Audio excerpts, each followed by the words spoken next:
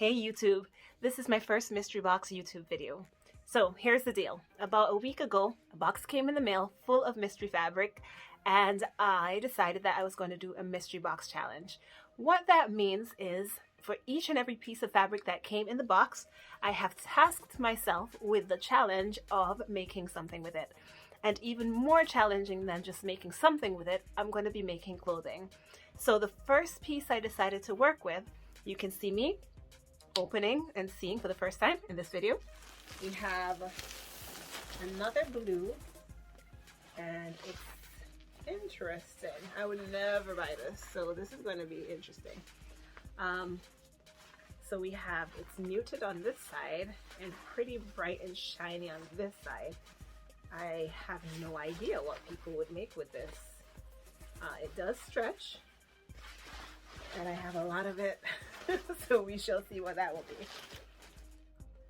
So obviously I was very confused by what this fabric was. So I went to the shop's website and I saw that it was stretchy pleather and I decided, okay, I can work with that. So I thought it would be way too much to look at just that fabric. So I decided to do color blocking. And so I decided to make a black and blue tube dress.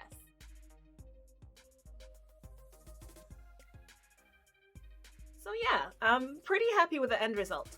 So when I originally saw the fabric, I was kind of disappointed that I had all of this massive amounts of really shiny fabric that I had no idea what to do with. But I'm pretty happy now because I actually have so much fabric that I can make at least 2 more of these dresses. So if you're interested, you can go ahead and visit my shop and the link is below. Alright, but if you want to make the dress, which is of course so much more fun, I am going to share a tutorial step by step with you, so just keep watching. To create a color block tube dress, we need a few things. So we need a nice solid black fabric that stretches, and so I have my black bullet here. We need this adventurous thing that I got in my mystery box. That is what I've later discovered is just pleather. So it is fake leather and it stretches. And we also need something to use as a pattern. And so I want it to fit as well as it possibly can. And so I'm going to use my own clothing. I didn't have a dress that I thought was perfect, so I picked a pencil skirt and just a regular top. And so my top and my pencil skirt, the key thing is that they're both made from the same type of fabric. And so they will stretch similarly to my bullet. So in order to create my dress, the first thing that I want to do is I want to cut what will be seen as a stripe. So our first stripe, we can either use our tape measure and measure how big we want our stripe to be. So I am going to make really huge chunky stripes and I'm going to go for maybe about 8 inches, maybe 9 for seam allowance. So when you're laying out your fabric, you want to make sure that when you're cutting it in a certain direction. And so if you notice here, if I hold the fabric this way, it stretches, but if I hold it this way, oh, actually it stretches even more. So you want to make sure that your body is going, or the dress that you're making is going around your body in the stretchy way. So I'm going to fold my fabric so that it stretches across. Okay, so my fabric is arranged on the wrong side, and you want to always try to work with your fabric on the wrong side. And again, I have my tape measure here. I want the blocks to be about similar size, so I'm going to go ahead and measure 9 inches, and I'm going to cut a few of those strips to make my stripes. All right, so in this pile, I have 4 identical strips of black fabric that stretches in this direction, and 3 identical strips of blue fabric that stretches in that direction. So now what I'm going to do is I'm going to pin them together. Wrong side, wrong side. The right side should be inside, and that has a good ring to it. You never want to see the right side when you are sewing, when you are pinning. The right side should be hidden so that when you finish stitching, everything looks great. So here we go.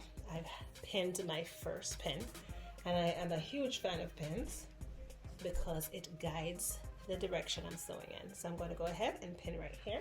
All right, so I finished pinning my first pair of strips together. That's what it looks like, and I'm going to take you over to the sewing machine. All right, so before you start sewing this, you want to make sure that you're on a stitch that will stretch.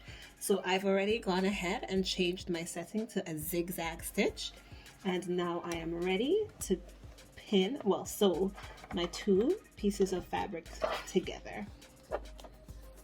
And go ahead and back stitch.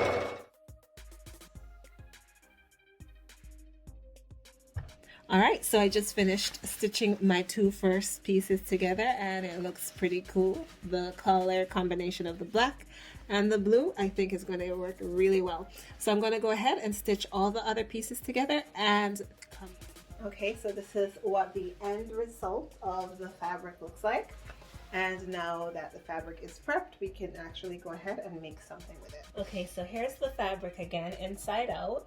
And that's what I had just put together. And on top of it, I've laid down a skirt, a pencil skirt. You want to make sure that it's a skirt that is fitted, and a shirt. And two things, both of these things are similar material to my bullet fabric.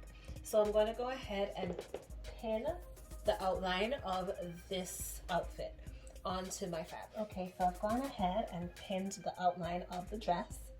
And so when I remove, of the skirt, when I remove it and remove the shirt, I have the shape of my dress with the pins. And that's what I'm going to use to sew.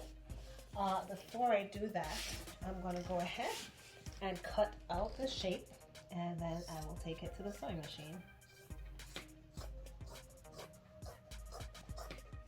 So now I'm going to use the pins to guide my side seam, and I'm going to put the dress together.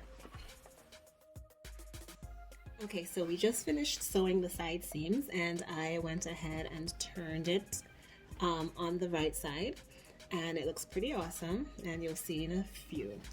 But what I also did that you did not get to see is I tried on the dress, and I cut the top straight across to make sure that it was the length that I wanted it to be at the top, and I looked at the length at the bottom and I did the same. I cut straight across so it's the correct length, and I made sure to give it at least 1 to 2 inches at the top extra and 1 to 2 inches at the bottom extra, so that I would have space to hem, because of course when you hem it's going to get a bit shorter. So to hem, the way I do it, I fold and I fold again and I pin, and I go and do that all the way around the top and all the way around the bottom. Some people fold and iron and then fold and iron, but I am a huge fan of pinning, so this is how I do it. So I'm going to go ahead and pin all the way around the top, all the way around the bottom,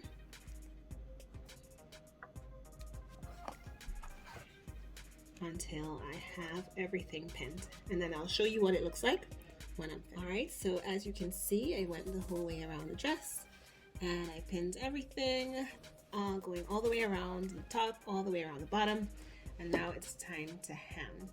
So we can go ahead and we can stick the dress in the machine. Of course, you do not want to run the stitching over any pins, so you want to be very careful to remove the pins as you go. So let's go ahead and make sure that you are on the zigzag stitch once again, because if you're not, then it's going to be really hard to walk because the hem will not stretch. So that is super important, and I've actually sewn this entire dress on the zigzag stitch, which is a really good idea. As you stitch, make sure you're not pulling and tugging at the dress, you're just feeding it along.